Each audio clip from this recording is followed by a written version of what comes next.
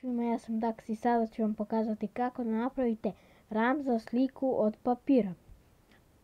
Najprije ćete napraviti ovdje ugliće. Evo ovako, na sve 4 strane. Samo da budu jednaki, to je vrlo bitno. Ne toliko je bitno.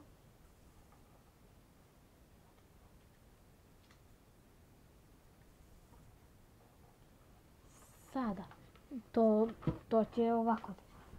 Sada ćete ovako da presavijete.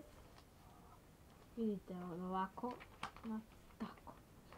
Sa sve 4 strane.